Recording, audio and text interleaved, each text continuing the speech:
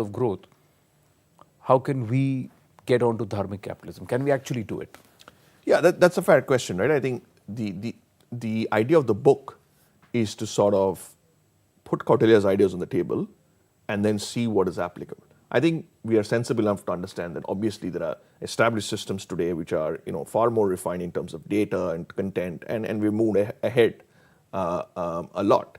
But eventually we are still human beings, and human beings and interactions based on human beings have a certain sort of an ethos behind it, which I think that's where Kautilya's ideas could come into play. So I think what Kautilya's ideas could help us is, because there's always a gap between what the policies try to implement and what the people actually in their own cultural, societal norms do in terms of activities. So I think this idea of Kautilya's ideas could sort of help to bridge the gaps. And on specific policy issues, you could use some of his ideas to further ensure that there is greater efficiency of some of these policies so that people adapt it more. So I think it's up to debate. I mean, the last chapter, for example, penultimate chapter, I talk about what are some of the future issues. Right. And I myself ask questions because I myself, I'm still contemplating on what Kautilya would have thought.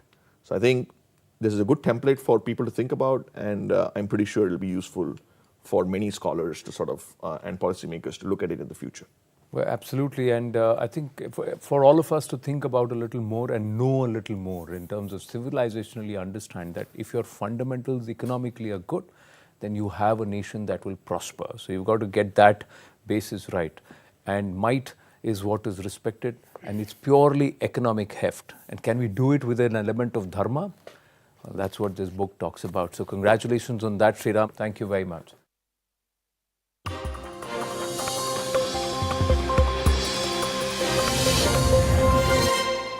Good evening. Welcome to Brass Tacks. I'm Zaka Jacob. A massive debate has been stirred recently. First, it was by RSS Sarsang Chalak Mohan Bhagwat in his Vijayadashmi speech calling for a comprehensive population control policy.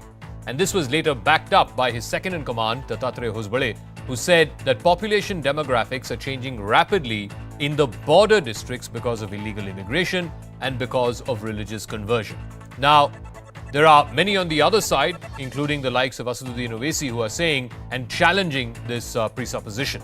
Is there merit in the argument that there is a population imbalance, particularly in the border districts? And if so, on what basis is that argument based? The Muslim fertility rate in this country is marginally higher than the Hindu fertility rate, and it is falling, like is the case for all other communities. So where is this fear coming from? And if in the border districts this is significantly changing, does that then make the case for a national register of citizens to know who is Indian, who has been here for a number of generations, and who has come recently? But all of that in a moment. First, the story of the day. हमारे देश में conversion होने से, मतांतरण होने से कई जगह पर संख्या हिंदुओं की कम होती है। RSS General Secretary Dattatreya Hosbale making a pitch for a uniform national policy on population control. He claims that religious conversions and infiltration across borders are triggering a demographic imbalance in the country. आने वाले वर्षों में बच्चों के युवकों की संख्या कम होकर बूढ़ों की संख्या के अनुपात ज़्यादा होने की संभावना आने वाले 30 वर्षों में 40 वर्षों में। बांग्लादेश से, बांग्लादेश से उत्तर बिहार के राज्यों में आप पूर्णिया, कटिहार वगैरह देखेंगे, या नॉर्थ ईस्ट में देखेंगे। यही इसी के लिए आंदोलन भी हुआ था वहाँ। अब थोड़ा सा उसको रोकने का प्रयास वहाँ तो हुआ, लेकिन अन्य राज्यों में भी वो धीरे धीरे बढ़ने के सभी प्रकार के अनुभव आए हैं। Dattatreya Hosbale's remarks come just a few weeks after RSS chief Mohan Bhagwat, who said that religion-based population imbalance can't be ignored. हम आज डेमोग्राफिक डिविडेंड की स्थिति में है कि जनसंख्या में प्रमाण का भी संतुलन चाहिए। आज की तारीख में यह असंतुलन जन्मदर एक भाग है उसका, लेकिन जोर जबरदस्ती या छल कपट से, लालच से मतांतरण, ये सबसे बड़ा फैक्टर है।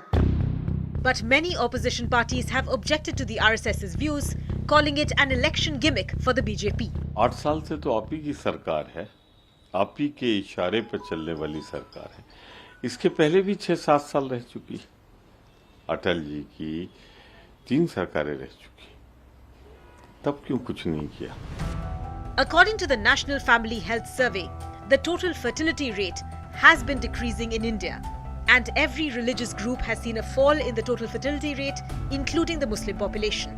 Although the rate of fertility is the highest among Muslims, it has been steadily declining over the years. So are the claims of a religion-based population imbalance factual, or is it simply fear-mongering? Right, on the talking point this evening here on Brass Tacks, we have a full panel here in our studios. Ashwini Upadhyay is senior advocate in the Supreme Court. In fact, he has lodged a PIL on this population matter in the court. Geeta Bhatt, academic, joining us. Waris Pathan is national spokesperson of the MIM party. Shahid Ali is an advocate and leader of the United Muslim Front. And Nandita Saikia is from the Indian Institute of Population Sciences in Mumbai. Ashwini Upadhyay, let me start with you. You have in fact put up a PIL in the Supreme Court. The data from the National Family Health Survey shows that India's population of Muslims rose from 10% in 1951 to 14.2% in 2011. The total fertility rate, TIFR, of Muslim population is 2.24, of the Hindu population is 1.9. If the gap is so small, then where is this fear coming from, Mr. Upadhyay, कि मुस्लिम की आबादी जो है ज़्यादा बढ़ रही है और हिंदुओं की आबादी कम हो रही है? देखिए, अगर गैप बिल्कुल ठीक है, पॉपुलेशन अब TFR कम हो चुका है, सब लोग कंडोम भी यूज़ कर रहे हैं, बाकी और मेजर्स ले रहे हैं, तो फिर तो सबको एक साथ कहना चाहिए, भाई आप जो है यूनिफॉर्म पॉपुलेशन कोड ले आइए, पॉपुलेशन कंट्रोल बनाइए, हम दो हमारे दो लागू करिए, कोई फ़र्क ही नहीं पड़ेगा। इस 2 चाइल्ड पॉलिसी का, हम दो हमारे दो का हिंदू स्वागत कर रहे हैं, किसी क्रिश्चियंस ने इसका अपोज किया नहीं, पारसी ने अपोज किया नहीं, बहाई ने अपोज किया नहीं, यहूदी ने अपोज किया नहीं, जैन ने अपोज किया नहीं, बौद्ध ने अपोज किया नहीं। एक ही सेगमेंट तो है, एक ही तबका है, एक ही पॉलिटिकल पार्टी है, एक ही फिरका है जो बार बार विरोध कर रहा है। इसका मतलब दाल में कुछ काला है। इसका मतलब TFR जो है वो, अगर वो TFR ठीक है, पॉपुलेशन हो तो सबको स्वागत कर लेना चाहिए था। फैक्ट, इसमें प्रॉब्लम कहाँ से हो रही है? नहीं, बट अश्विनी जी, ये TFR तो वारिस पठान साहब बैठे हैं, उनके पार्टी ने नहीं तय किया ना। TFR तो मिनिस्ट्री ऑफ हेल्थ तय कर सकती है, नेशनल फैमिली हेल्थ सर्वे जो है उसी में से ये TFR तय हुआ ना। Waris Pathan is also sitting here. Jakka sahab, अगर कोई चोरी नहीं कर रहा है तो आप चोरी करने वाले को फांसी का कानून बना दो, क्या फर्क पड़ेगा? अगर कोई रेड लाइट नहीं तोड़ रहा है तो रेड लाइट तोड़ने पे आप 1 लाख रुपए जुर्माना लगा दो, क्या फर्क पड़ेगा? ओके, इसलिए तो मैं कह रहा हूं, अगर वो जो जिस सर्वे की बात हो रही है वो बिल्कुल ठीक है, प्रैक्टिकली वास्तव में डाउन हो रहा है। ये जो TFR वगैरह डाउन हो रहा है, मैं आपको बता दूं, केवल हिंदुओं के कारण, जैन्स के कारण, इसके कारण ये TFR डाउन हुआ है। वास्तव में आज भी केरल जैसे वेल एजुकेटेड, जिसको हम कहते हैं लिटरेट स्टेट, वहां पे भी 15-15 बच्चे, 16-16 बच्चे पैदा कर रहे हैं। मैं आपको एग्जांपल दे सकता हूं। एक सेकंड दीजिए। वारिस Pathan, you know, the issue that's been flagged especially by Dattatreya Hosbale is that in the border districts, and he specifically talked about northern Bihar, where your party also made inroads last time. In northern Bihar, the total population growth that was recorded was 198.71% between 1961 and 2011 in the last 50 years. The data shows that in these 5 decades, the rate of growth of Hindu population was 185% and the rate of growth of Muslim population was 273%. In the Simanchal area, I just want to read, in Supol, 365% growth in the last 50 years. In Araria, 340%. In Kishanganj, 295%. So there is some merit in the argument that in certain districts, certain border districts, the rate of growth of Muslim population has been astronomical. Well, Zaka, I fail to understand on what basis and what source the data they are placing before the nation. And what is the basis for the RSS chief and today Dattatreya Hosbale making a statement that there is a population explosion and there is a demographic imbalance in the country. I fail to understand that, but the data which I have Sir, got this is census clearly data. shows with the Census entire data. nation, Government of even the India government of the data. country. I'm not inventing the data, sir. Sir, just one small I'm showing that only. census Stay data with hai. me. Even I have not invented any data. Ji, Zaka. ji, Let ji, me. ji. I will place before I place some facts before your audience, Zaka. Let them understand what the reality is. Okay. The reality, as per the NFHS data, is that the population explosion is merely a myth. There is no population explosion, and they are just trying to create a panic out of it. The second thing, let me tell you, fertility rate among Muslims, the largest minority, is the highest among all major communities, but has been declining fast. It's now almost equal to that of Hindus, according to this PEW Research Center. From 1992 to 2015, Muslim fertility rate declined from 4.4 to 2.6. For Hindus, it went down from 3.3 to 2.1. This is the data. No, Let me Varis Saab. No, let's go a little detail into the data. मेरे को 10 second दे दीजिए, 10 second दे दीजिए. The issue is, you're right. The overall for the entire country, yes, you're right. The Muslim total fertility rate is 2.6%. The issue is, it is different in different states in the country. In Jammu and Kashmir, for example, it is less than 2. It is 1.6 or 1.7, which means the population is not replenishing itself enough. It has to be 2 or 2 plus or 2.1 for the population to replenish. So there are states, Muslim majority parts of this country, where the population is falling. But in places like Simanchal, in places in some of the districts in northeast, in districts bordering Bangladesh in Bengal, the rate of growth of Muslim population is very, very high. And I'm not saying that it's merely because of reproduction or procreation. It could also be because of illegal migration. Bangladeshi Rohingyas. Varis. Allow me just 30 seconds, Zaka. Let me remind you, in 2019, the BJP's Rajya Sabha Member of Parliament, Rakesh Sinha, had moved a private member's bill for population control. It was signed by 12 or 13 of the MPs. During that time, Mansukh Mandavia, who was the minister, he stood up and he made a statement in the parliament that there is no need to bring a population control bill because the fertility TFR rate has come down. There is no population explosion. Not only that, the matter went to the Honorable Supreme Court. The government of that day, the Health Ministry, filed an affidavit before the Supreme Court stating that the population is in control, there is no population explosion, and the TFR rate is down, and the replacement rate is already achieved. Okay. So why now they come up with this So let me ask this. I think that's a fair point. It's a fact. What you have said. Or taking false statement on the parliament. Let me get Geeta Bhatt. Both the things they are lying before the nation. Let me ask Geeta Bhatt. This is what Health Minister Mansukh Mandavia had said as recently as April this year in the budget session of Parliament, replying to a discussion on a private member's bill brought forth by BJP MP Rakesh Sinha. It was called the Population Regulation Bill 2019, where Mansukh Mandavia specifically said that since the TFR across the country, across demographics, across population groups is falling, there is no need for any population control law. Healthcare policies are working, and there is no need to make these policies compulsory on any segment of the population. This is what the Health Minister said in Parliament. Please respond, ma'am. Well, Zaka, you see, the Health Minister's response, keeping that aside, what is important here to note is that, when Dattatreya ji raised this issue, it is something which we can see in the data that you also have just cited. The point here is that the demographic change, this is something that we as a country have also experienced, and there are many such examples across the globe where the demographic changes, they have altered the culture, religion and the geographical boundaries of the regions. Keeping that in mind, and the national security, while it is not just in terms of the total fertility rate, but also along with it, the kind of the conversions and the infiltration that is taking place. And for this, there have been many reports, especially which have been submitted by the Uttar Pradesh government, and also Assam government has flagged this issue. No, but ma'am, in both of these states that you cited, ma'am, give me 10 seconds, Geeta ji, in both the states that you cited, UP maybe or Assam maybe, there is a very stringent anti-conversion law.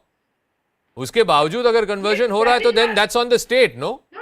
See, if you look, out of the 1,000 villages which are, in the border area of Uttar Pradesh, out of this, in 600 villages, the Muslim population is more than 50%, right? Okay. And it is also those who are there residing, whether they are the natural inhabitants of the place or those who have actually crossed the border and come. It is something that needs to be looked into, and that is why whenever there have been issues which have been raised or policies which have been framed by the government in terms of NRC or in CAA, there is a hue and cry by a certain No, I'll come to the society. NRC argument in 1 second. Let me ask Shahid Ali also. You know, one example that is oftentimes cited is that of Bangladesh. Bangladesh, today the fertility rate is down to less than 2 or less than 2. It is below the replacement level. Like I said, the replacement level has to be 2.1 for the TFR. Now, everybody is citing the Bangladesh example because of their population control measures over the last 30-40 years. Per capita income growth has grown high in Bangladesh, where today it is said that the per capita income growth in Bangladesh is higher than that of India. If a Muslim country, an Islamic republic like Bangladesh, can and do population control successfully, then why can't we here in India, sir? Shahid Ali. Sir, the government in power is of BJP for last 8 years. When sterilization program was announced by the then Congress in 1970, who opposed that? Only the Jan Sangh had opposed that at the time in 1970. If that would not have been opposed, the population would not have increased to this extent. The government is not coming forward to say that we are not able to provide education, we are not able to provide unemployment, therefore they are raising this issue of this population and all. Whereas sir, you yourself have been sir. making a statement, Mr. There are 100 different problems in this country. There is a statement of Health Minister as well. There are 100 different problems in this country. I'm not denying. But please, आप आज मुद्दे पे बात कीजिए ना. The issue today, the debate today is on population control. Yes. Is मैं there उसी a need मुद्दे for पे a बात नहीं population कर रहा control bill? हूँ. उस मुद्दे पे बात कीजिए. The reason assigned by the RSS and the other outfits is that in bordering states, in some of the districts, Yes. the population is increasing. So that's why I want to say that population is increasing only in those areas where no education could have been provided, no employment could have been provided by the government. So the impact of non-education and non-employment is the population increasement. Sir. Not No. otherwise. Look, I'm not a statistician.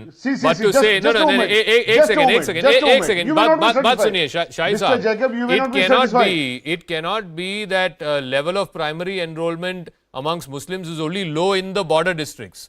Level of primary school enrollment among Muslims is low across the country. There is data to show that.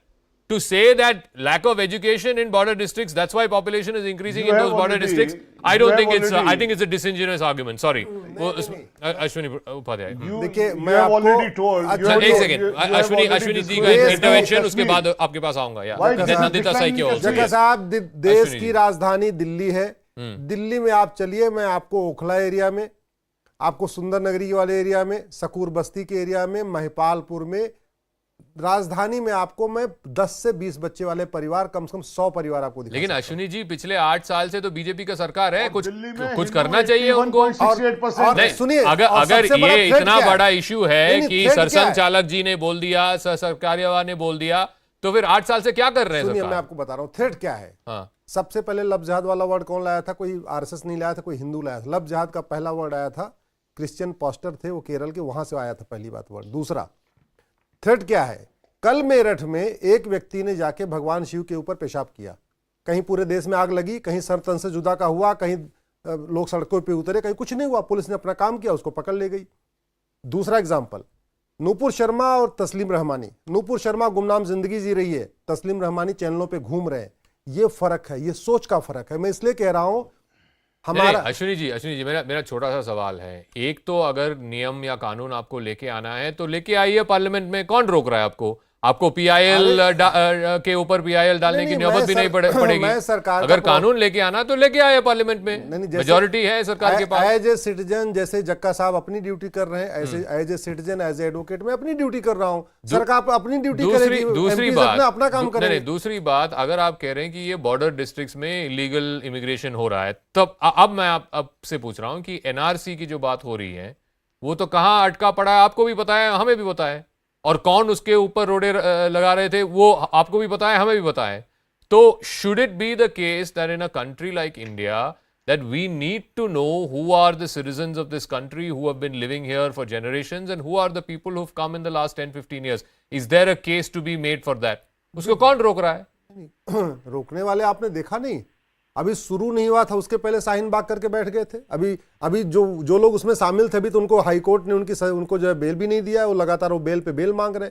तो मैं ये तो ये कह रहा हूं, एक बार इस देश को नैरेटिव तो आप समझिए। हमारे इसी चैनल पे ही यहाँ टीवी पे बैठे हुए हैं जो एनआरसी का विरोध करते हैं, सीए का विरोध करते हैं, पॉपुलेशन कंट्रोल का विरोध करते हैं, यूनिफॉर्म सिविल कोड का विरोध करते हैं, यूनिफॉर्म एजुकेशन का विरोध करते हैं। इसी चैनल पे ही आप डिबेट करा लीजिए, देखिए अभी विरोध ही शुरू हो जाएगा। Waris Pathan sahab, before I go to Nandita Saikia, Waris Pathan sahab, आपके लीडर ओवैसी साहब ने हाल ही में बोला कि Muslims use the most amount of condoms, तो फिर you should not have a problem ना, अगर सरकार लेके आ रही है कि पॉपुलेशन कंट्रोल लॉ अगले सेशन में, विंटर सेशन में मान लीजिए वो they are bringing a population control law, तो फिर आपको प्रॉब्लम नहीं होना चाहिए, नहीं वेलकम करना चाहिए। वारिस साहब, Rightly said by our party president Asad Owaisi that the Muslims use most of the condoms. People are educated, they know the matter, they know what is the use of the contraceptives. He also spoke, Zaka kindly highlighted that also, he also spoke that 90 lakh Hindu girl child, which we call feticides, they are missing from 2000 to 2019. What about that?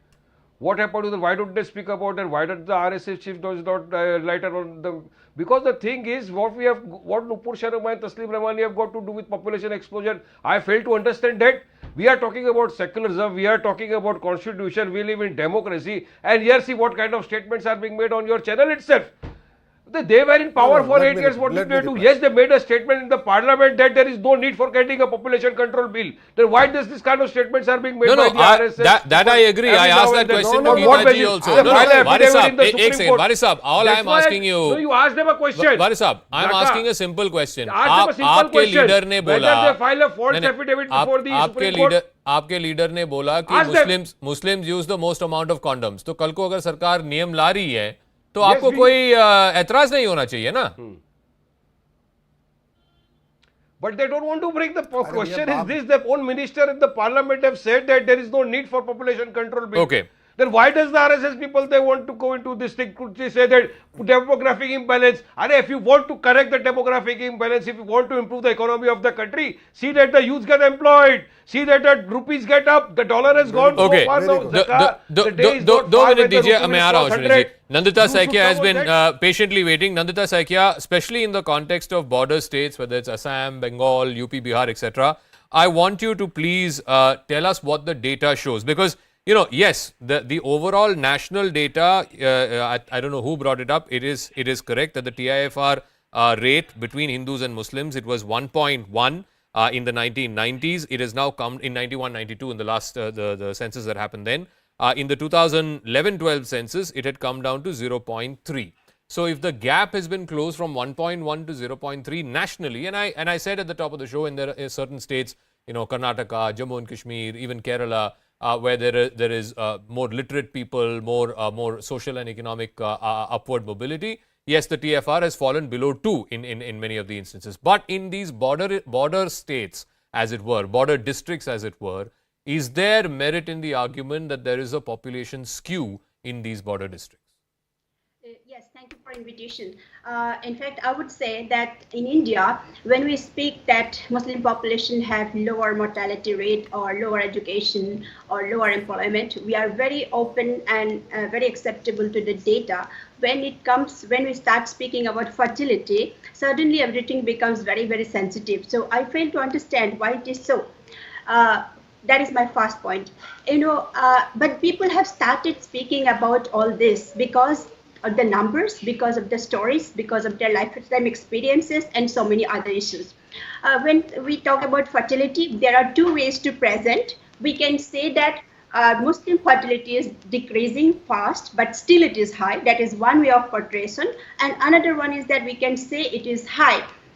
It is high but decreasing. So it is we speak about the rate, but we forget often that behind rates there is also numbers. For example, if in case of say Assam, if we calculate that rate by Muslim and Hindu, we will see of course Muslim fertility is higher and gap is missing. But if you go for absolute number of calculation, actual number of births, it is actually much more for Muslim population. We always ignore, and rather we choose conveniently sometime rate or sometime absolute number according to our purpose. If we want to see the real picture, we need to see the both rates and actual numbers. No. Tell me something. One second, ma'am. 10-second intervention. I have not told anything you when you were speaking. Sure. All I have is a 10-second intervention. And when you're saying, it is very important that we need to always, we do not need to always see the national level. India is a very big country, and what is happening in the border state, can be entirely different what is happening in Delhi or Mumbai. So we find that there is extreme variation in fertility, and there is higher. As you said, in my past experience is that in Assam, for example, my own published research is showing that in Assam, at least one in every 5 person is of Bangladeshi origin, people who have entered in No, Assam. ma'am. So one second. You're confusing two issues. No, one second. You're confusing two issues. I'm connecting. If the TIFR, one second. Hear me out, please. Give me 10 seconds, Miss Saikia, please have some patience. 10 seconds. You are confusing two separate issues. If the Muslim population is going up and the TIFR is not reflecting that, then it means that population is not coming through procreation. It's coming through other means. You could argue it is through illegal immigration. You could argue it is through illegal religious conversion. But show me the data. The issue is the data. If it's not being captured in the TFR, and surely the National Family Health Survey gives the breakdown of different states. It's not like the NFHS does not have state-wise breakup. In the Assam breakup, the gap between the TFR of Hindu population and Muslim population is not that high. Yes, if you are saying anecdotally that the Muslim population is growing much faster, it can't be because of procreation or reproductive reasons. Yes, I agree with that. Actually, it is a combination of both natural fertility rate as well as infiltration. For Assam, it is rule of infiltration is much more. So then attack the issue. Don't confuse the issue. Attack the issue. Don't confuse the issue, because these are two separate issues. Right.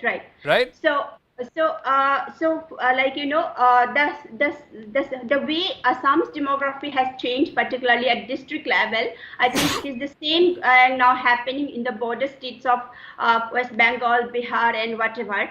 And this is really worrisome, and we need to address those issues. Ma'am, it's a very, very simple question. I want to ask Waris Pathan this. There was a constitutional amendment bill that was brought 2 or 3 years ago. We know who all were against it. उस समय लोगों ने बोला कि हम कागज नहीं दिखाएंगे. This is a poor country. गरीब लोगों के पास कागज होता नहीं है. But if this is the data that is borne out in Kishanganj, in Katihar, in Purnia, as well as of course in districts in Assam and in Bengal, Mr. Pathan, including your party, why is there then an opposition to a national register of citizens? Why is then there an opposition to a constitutional amendment to give protection to those Hindus and Christians and others who have fled from neighboring countries because of religious persecution?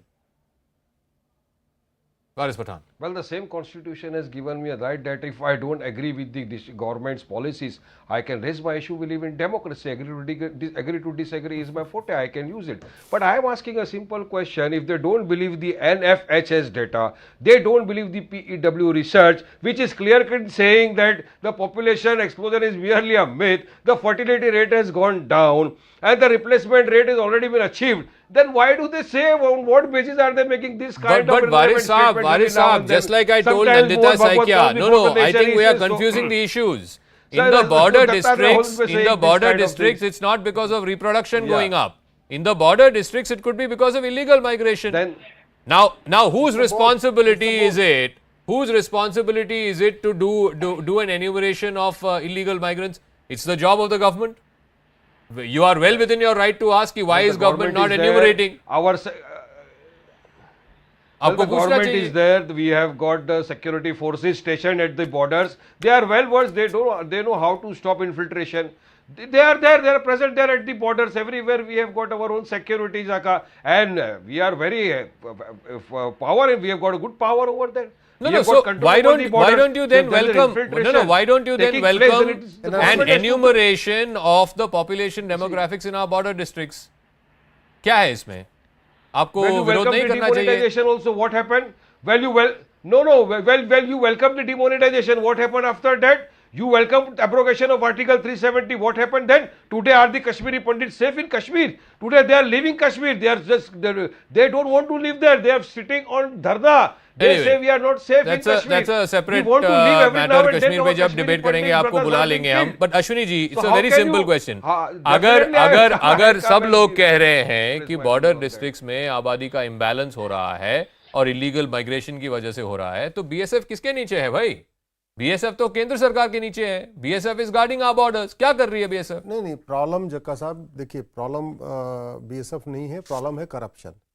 Border पे घुसपैठिए घूस दे के आते हैं, अंदर आते हैं, 2000 रुपए में दे के आधार बनवा लेते हैं, 2000 रुपए दे के राशन कार्ड बनवा लेते हैं, 2000 रुपए दे के बर्थ सर्टिफिकेट बनवा लेते हैं. लेकिन अश्विनी जी, घूस तो किसी को देना पड़ेगा. तो ये करप्शन जो है ना, किसको दे रहे हैं घूस? देखिए, अगर आप कह रहे हैं कि घूस दे के आ रहे हैं, मैं मान लूंगा आपकी बात. हाँ. लेकिन किसी को तो दे रहे हैं. अभी पकड़ा गया एक BSF का कमांडेंट था, उसके पास 20 करोड़ रुपए मिला है, हवाला के जरिए उसको फंडिंग हुई. तो यही तो इश्यू है ना. अगर आप कह रहे हैं कि इलीगल माइग्रेशन इश्यू है, तो आपका जो डिफेंसेस है, आपका जो बॉर्डर फेंसेस है, उसको ठीक करिए ना. नहीं, मैं तो एग्री कर रहा हूं कि जब तक घुसखोरी नहीं खत्म होगी तब तक घुसपैठ बंद हो ही नहीं सकती है. जब तक घुसखोरी खत्म नहीं होगी तब तक घुसपैठियों को पहचानना बड़ा नामुमकिन है.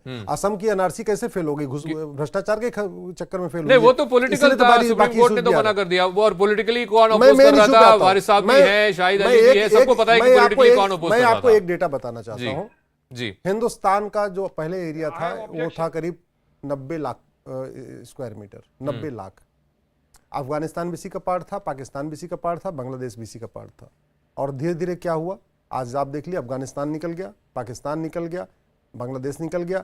हिंदुस्तान के अंदर भी कश्मीर में क्या सिचुएशन हो गई हिंदुओं की, लद्दाख में, लक्षद्वीप में तो अभी तक वहां पिछले 75 साल से फ्राइडे को वीकली ऑफ होता था.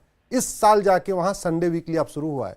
आप भारत के कितने ऐसे पॉकेट हो चुके हैं जहां पे प्रेयर बंद हो चुकी हैं? भारत के ऐसे कितने पॉकेट हो चुके हैं जहां स्कूलों को फोर्स करके कहा जाता है कि नहीं, तुम संडे को नहीं क्लोज, संडे ओपन रखो, फ्राइडे को वीकली ऑफ मनाओ. ओके, तो ये एक प्रॉब्लम है. और दूसरा, नहीं, वारिस पठान, उस सोच को आप जरा उस सोच को समझिए. ठीक है, ये बात तो आपने पहले भी एक पहले आंसर में मेरठ में शिवलिंग के ऊपर पेशाब करने के बाद भी भारत में कुछ नहीं हुआ, और यहाँ छोटी सी बात कहने पे कितने लोगों को वारिस Pathan.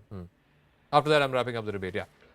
Jaka, I had an objection. One of the panelists, I have an objection that one of the panelists sitting on your debate today, he said the BSF is corrupt. Our jawans who are stationed at the border, he said they are corrupt. They take money and they allow infiltration to happen. I say this is condemnable.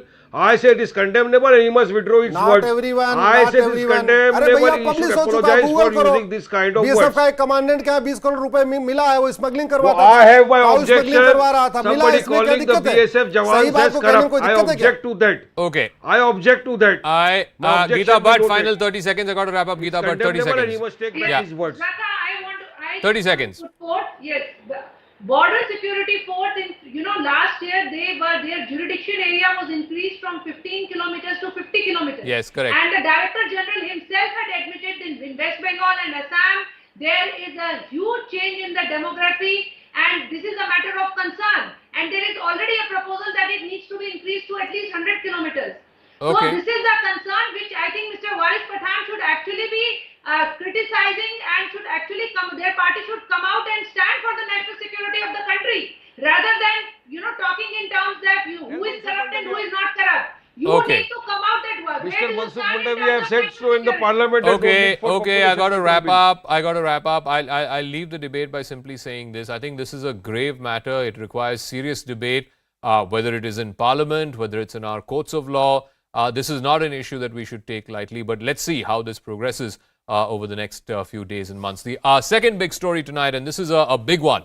After the Asian Cricket Council President Jai Shah announced that India will not be travelling to Pakistan for the 2023 Asia Cup and that the tournament will be shifted to a neutral venue, now there are boycott calls that have come up in Pakistan and come up for the upcoming India versus Pakistan clash at the T20 World Cup that is due to happen this Sunday. Now, what is interesting is Pakistan thinks that this is tit for tat.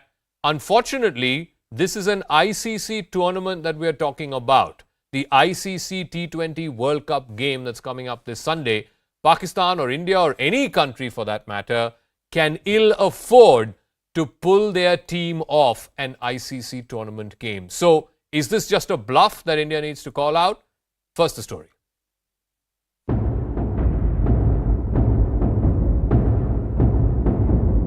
Less than 48 hours to go for the mother of all clashes at the Melbourne Cricket Ground. India will square off against arch rivals Pakistan in the opening match of the T20 World Cup. But ahead of the all-important match, the Pakistan Cricket Board and even former Pakistani players are throwing a royal tantrum. It all started after Asian Cricket Council Chief Jai Shah said that India will not travel to Pakistan for next year's Asia Cup and that the tournament will be shifted to a neutral venue. Taking exception, the Pakistan Cricket Board claimed Jai Shah had made the comments without any discussion or consultation. PCB said the overall impact of such statements have the potential to split the Asian and international cricketing communities and could even impact Pakistan's visit to India for the ICC Cricket World Cup next year and future ICC events in India. Adding fuel to fire, former Pakistan cricketer Kamran Akmal called for Pakistan to boycott the match against India on Sunday. मैं तो ये कहूँगा कि पाकिस्तान को उनके साथ किसी event में नहीं खेलना चाहिए, चाहे आईसीसी का हो चाहे एशिया कप का हो। अभी जो 23 को मैच है, अगर वो वापस नहीं लेते स्टेटमेंट तो 23 को भी मैं कहूँगा कि नहीं खेलना चाहिए। Reacting sharply to Pakistan's World Cup pull-out threat, Sports Minister Anurag Thakur said India can't be ignored. अगले साल विश्व कप भी होगा और दुनिया भर की टीमें भी खेलेंगी, क्योंकि भारत को आज कोई किसी क्षेत्र में नकार नहीं सकता। भारत के यहाँ पर खेलों को और विशेष तौर पर क्रिकेट जगत भारत के अलावा क्या है? भारत का एक बहुत बड़ा योगदान है क्रिकेट जगत में। While fans from both sides of the border and across the world are waiting with bated breath for the India-Pakistan clash, will Pakistan's tit-for-tat attitude cast a shadow on the sport? All right, let me go across to senior journalist, sports writer and commentator Ayaz Memon, who's joining us, and also Rizwan Haider, former Pakistan cricketer, will also be joining us. Ayaz, how much of this is a real threat, something that we should take seriously, or is this a bluff that India needs to call out? Because at the end of the day, it's not easy to pull out of an ICC tournament game. Jaka, I don't think they'll pull out that threat. I don't think is serious enough to pull out from the World Cup, but from the ODI World Cup next year, we'll have to wait and see. They put out a strong statement, PCB, as you know. So, obviously they are smarting and there's a lot of ill will or a lot of heartburn which is happening there right now. A lot of, I think, anger, if I might say so. Mm-hmm. But I think that this World Cup, I don't think there's an issue. But subsequently, what happens, we'll have to wait and see. But what are the penalties? Rizwan Haider is also joining us. What is the penalty for any country for whatever non-cricketing reasons it decides to pull out of an ICC tournament? And I think I want to underline that. The World Cup, One Day World Cup next year is an ICC designated tournament. It's an ICC overseen tournament. What is the penalty usually for pulling out of matches? Well, I don't think this is going to happen, and this matter will be solved through negotiations. And look, after what Jai Shah said, Ramiz Raja, chairman of PCB, he has to issue a press release. And the points that he mentioned, they make sense. First of all, he said that when this decision was taken, that next Asia Cup 2023 would be held in Pakistan, Jai Shah or any other member of Asian Cricket Council, they have not raised single question, no reservation at all, that why it should held in Pakistan.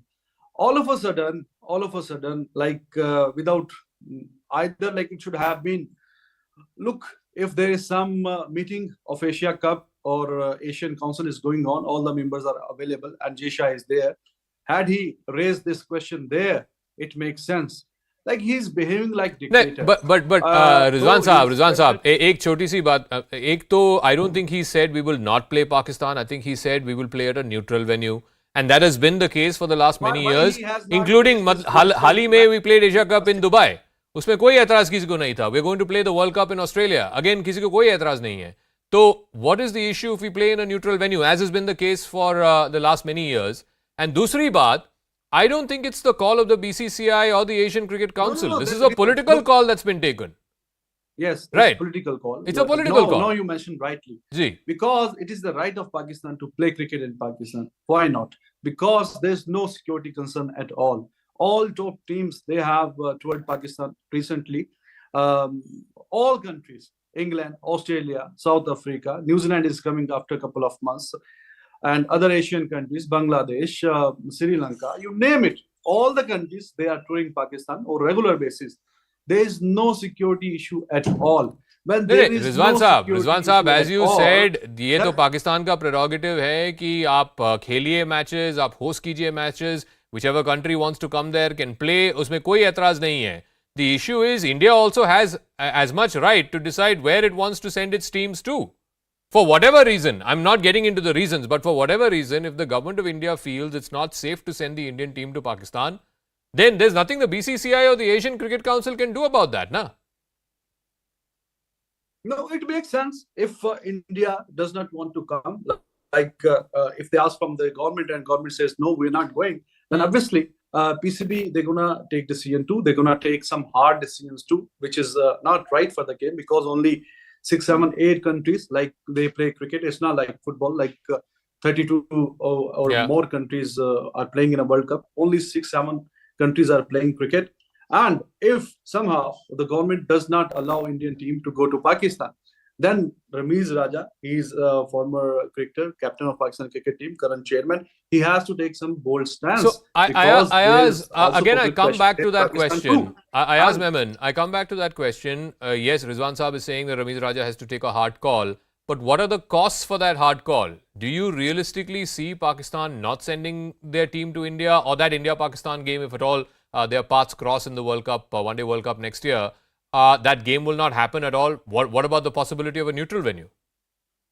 Look, I think when the World Cup, T20 World Cup is concerned, I think I don't think there'll be an issue. I think there'll be a lot of discussions going on, and there'll be words exchange, war of words. But I think the match will happen, weather permitting. Weather in Melbourne is not very happy now, or not very encouraging. But where the Asia Cup is concerned, I think that the issue is that it's about a year away. Now, what was the trigger to say it now that we won't participate in the Asia Cup next year? For the Is 2023 a World good question. which is going to held in India. Yeah, I'm asking about the One Day World Cup, next year's One Day World Cup.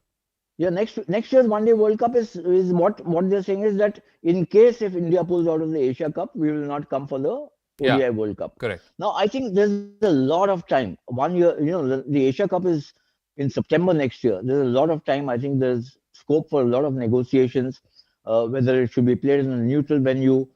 Ultimately, the Asian Cricket Council is also, in a way, I mean, the secretary of the BCCI, Mr. Jay Shah, is also the chairman of the Asian Cricket Council. So that is also under his purview. And I don't think he would not want the Asia Cup to be held. Now, again, two parts. Two parts. Yeah. One, the decision not to send the Indian team to Pakistan is not something taken by the BCCI or by the Asian Cricket Council. Exactly. It's a political call, right? So I don't think Jay Shah can do anything about the political call. And two, to be fair to him, I don't think he said we won't play.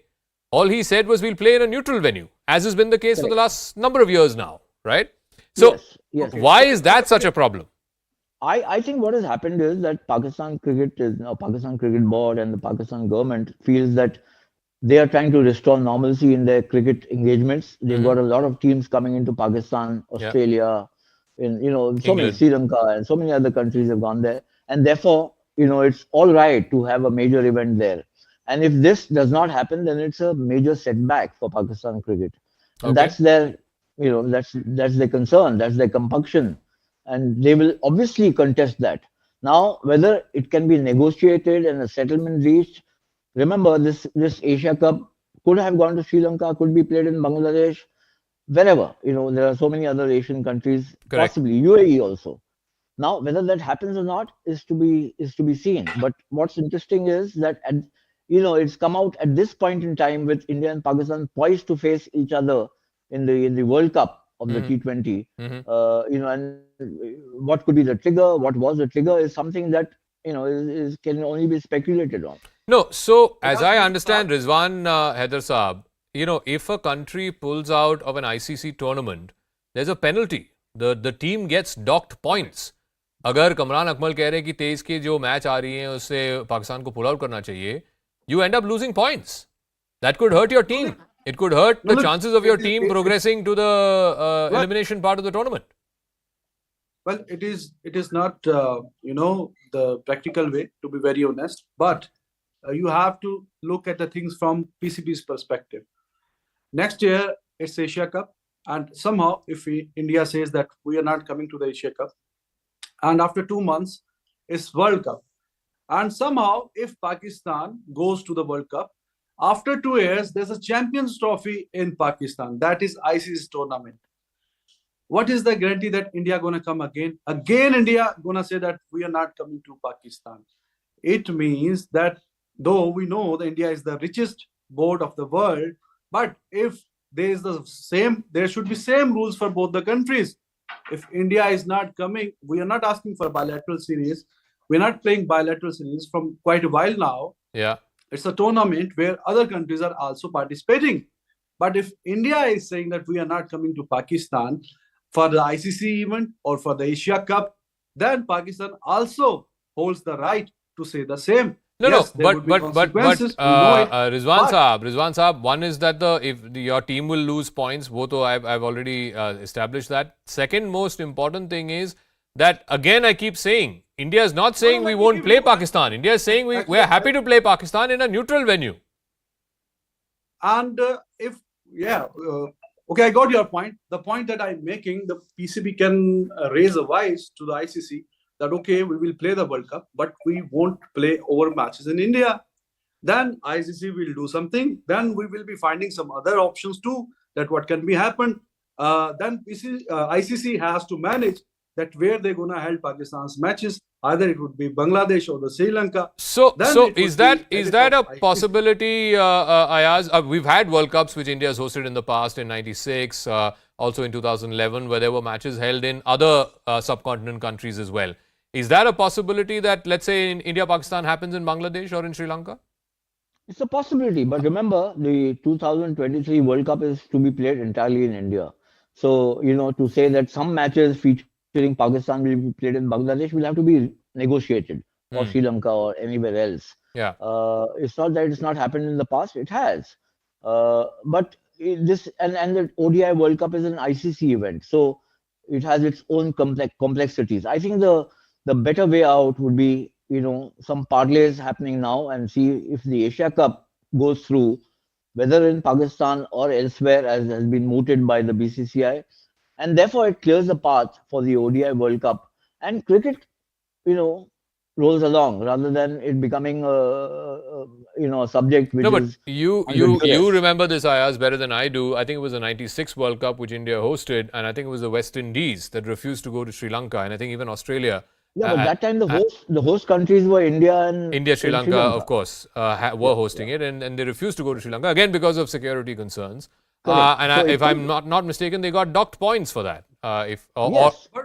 In fact, they didn't go, so they got docked points. Yes, they got docked points for it. Right. But this issue of security in Pakistan, we have established this point after this brief discussion, that there is no issue of security in Pakistan. All top teams, they have toward Pakistan, and some are coming in near future. Again, Rizwan Saab, I'm sorry, I'm bringing this point again and again. Bilateral. The assessment of security is not done by the BCCI. The assessment of security is done by the government. So, Ayaz, final word as we wrap up. Yeah. Like Australia, no, absolutely right, Zaka. I think that the issue fundamentally is about security. Yeah. It's not about anything else. Correct. And It's the political. BCCI cannot It's act political beyond based what the issues. government of India or the No, the, and it's entirely possible that the government of Australia, given the Australian team's considerations and its variables, comes to one conclusion when it comes to the security situation, and the government of India, because of varied reasons that I don't want to go into, comes to a different conclusion as far as the security of India's players is concerned. If they were to go to Pakistan and play a game. All right. I got to wrap up. Yeah, I got to wrap up. I'm completely out of time. Thank you very much, Ayaz Memon, Rizwan Haider. I'm going to take a quick break here on the program. When we come back, Liz Truss going down as just the shortest tenured Prime Minister in the UK, resigning after just 45 days in office. Will Rishi Sunak finally get his chance? That's coming up right on the other side.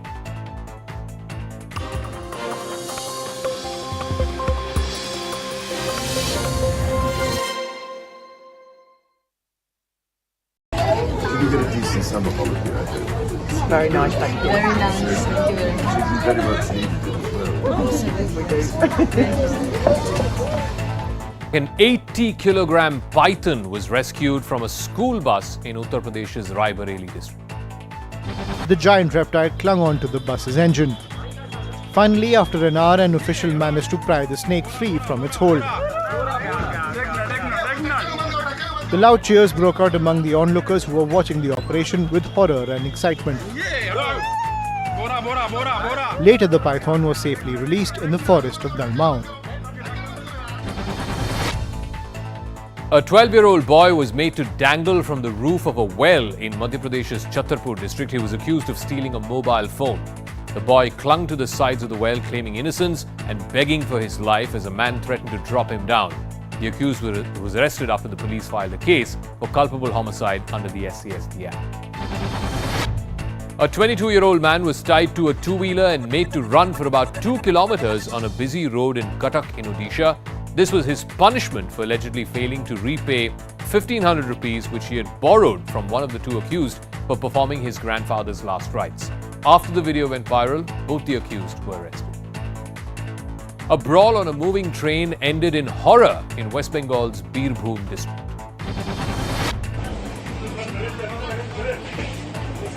Two passengers came to blows on the Howrah-Malda Town Intercity Express. The fight started after one of the men allegedly abused and threatened other passengers on the train. After a few minutes, the two men disengage, but the verbal argument continues. Soon after, the round 2 of the confrontation begins. But this time, the man shoves the passenger off the moving train. He shows absolutely no remorse and returns to his seat. The passenger who was thrown off the train was later rescued from the tracks by the railway police. He's being treated for his injuries at a hospital. The man who threw him off the train has been arrested. Police is probing if others are involved. A massive row has erupted at an exam center in Telangana's Adilabad. The BJP claims that some Hindu women were asked to remove their jewellery, including their Mangal Sutra, before entering the hall. But Muslim women were allowed to enter with burqas on. The Adilabad SP claims that rules were followed and that there was no discrimination. The Tamil Nadu government is mulling legal options after the Justice Armugaswamy Commission recommended a probe into Shashikala's role in the death of former Chief Minister Jayalalitha. Shashikala, on her part, has refuted all the allegations, saying that she never interfered in Jayalalitha's medical treatment. Heavy rains continue to lash Pune, leaving the city completely inundated. In many parts of the city, vehicles were left submerged. This two-wheeler was washed away due to strong floodwaters. People were forced to walk in chest-deep water to get to their destination. The floodwaters also entered the railway station, causing panic on the ground. Even hospitals were left inundated after incessant rains. Pune is witnessing its heaviest rain since 2011. and the Met Department has predicted that there will be no let-up in the weather till the 22nd of October. After 4 years, Pakistan has been taken off the Financial Action Task Force's grey list. It was initially put on the list for deficiencies in counter-terror financing and anti-money laundering regimes. This was back in 2018.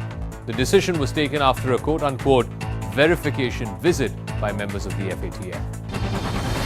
Russian President Vladimir Putin has declared martial law in 4 regions of Ukraine that were recently annexed: Luhansk, Donetsk, Zaporizhia and Kherson. With the announcement of martial law, Putin has said that more emergency powers will be given to the heads of all of these regions.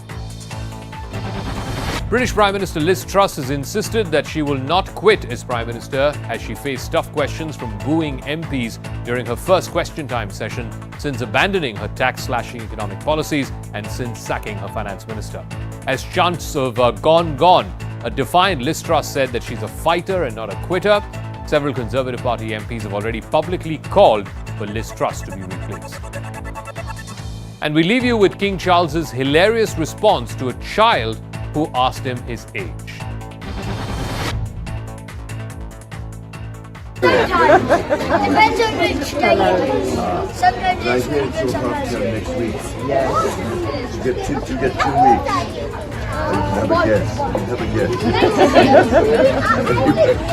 You get a decent summer holiday. Very nice, thank you. Very nice, thank you very much. You very much needed it as well. An 80-kilogram python was rescued from a school bus in Uttar Pradesh's Raebareli district. The 11th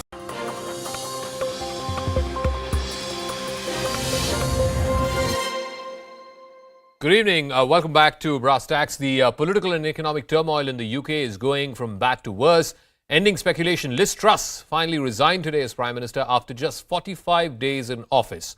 So now the Conservatives will have to go back to the drawing board. They'll have to elect a new leader. Will Boris Johnson, the former Prime Minister, make a comeback? Or will Rishi Sunak finally get his shot at 10 Downing?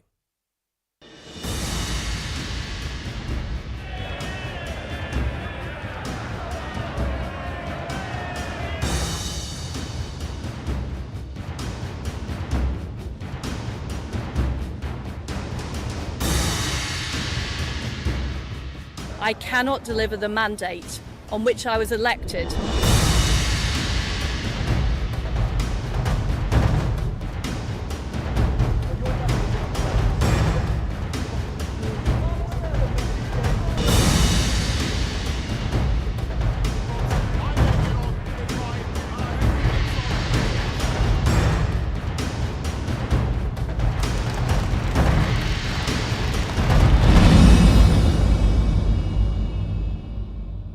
All right, let me bring in a very special guest who's joining us this evening on Brass Tacks. Lord Meghna Desai is a member of the House of Lords. What a stunning turn of events, Lord Desai. Liz Truss, barely a month and a half into office, the shortest-serving Prime Minister of Britain, has now quit, and that too under rather infamous circumstances, if you will. What do you make of all of this? Where did it go so horribly wrong for a lady when she was sworn into office was being compared to Margaret Thatcher? Well, I predicted 2 things. In early August, I predicted that if she gets in and does what she's planning to do, the pound will collapse. And last week, I wrote a blog where jointly with somebody else, where we said that Liz Truss would be the shortest living Prime Minister, shortest sort of an existing Prime Minister. And that has also come out true. I think basically what she wanted to do was slightly daft, but she did too soon. She didn't prepare the people for it, and her Chancellor of the Exchequer, Kwasi Kwarteng, went too far in abolishing the upper limit of income tax altogether. And I think that is sort of not a bad policy, but too quickly done, and therefore she has paid the price for it. So and I think the Conservative Party is very badly divided, although they have a large majority. They will have to sort out their own problems. So who do you think now, Lord Desai, is the front runner to become the next Prime Minister? As you'd imagine, there's a great deal of interest here in India about Rishi Sunak, who was Liz Truss's main challenger. They went into the Conservative Party convention. and of course Liz Truss won by a pretty substantial majority. Do you think that, given the turn of events over the last month and a half, do you think that Rishi Sunak now stands a chance to become Prime Minister? Well, I know every channel in India wants Rishi Sunak to be Prime Minister. I don't think he will be Prime Minister for the very simple reason that, and I've said that before when the competition was going on, that it has come too soon in Rishi Sunak's career. He has not yet been enough in politics to know how to be a politician. He's an expert. He's kind of a technical expert. And he was a very good Chancellor of the Exchequer, without a doubt. But, in British politics, you never pretend to know everything.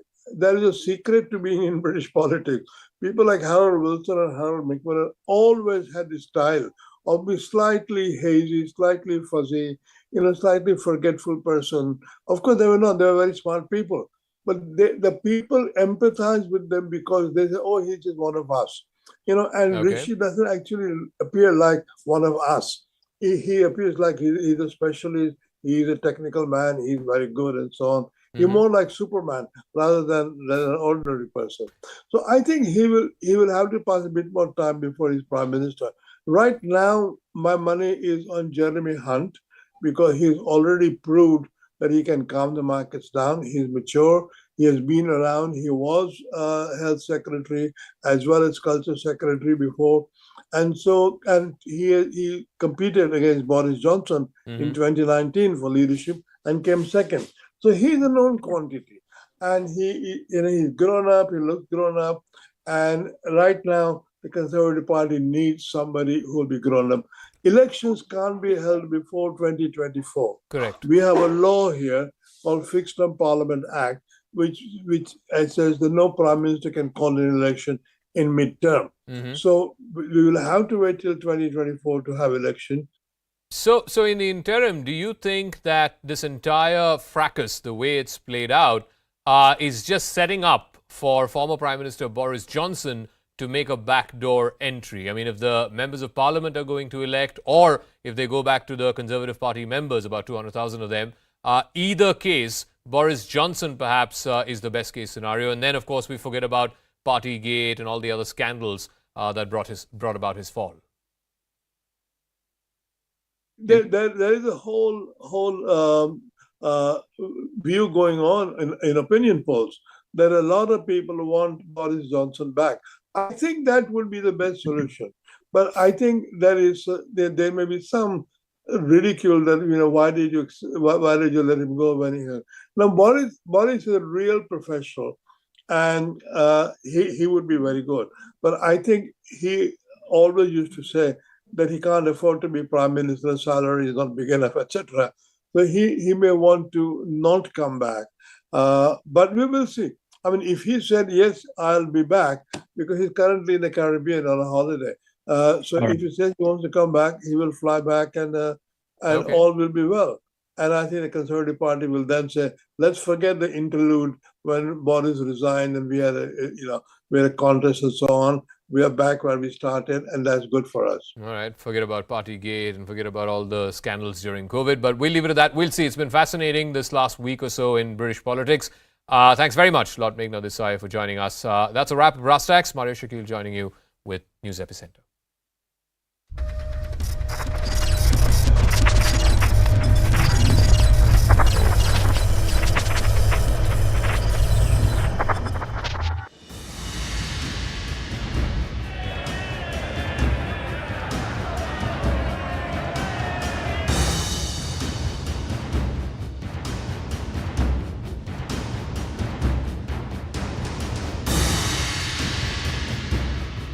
I cannot deliver the mandate on which I was elected.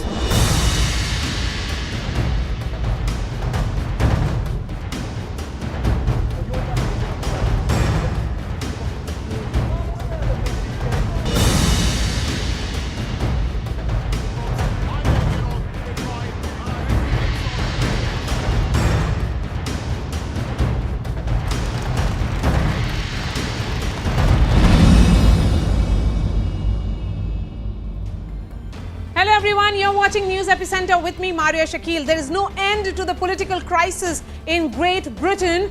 where another bombshell has been dropped by none other than Prime Minister Liz Truss, who has resigned from the top post, triggering another leadership contest in the Conservative Party.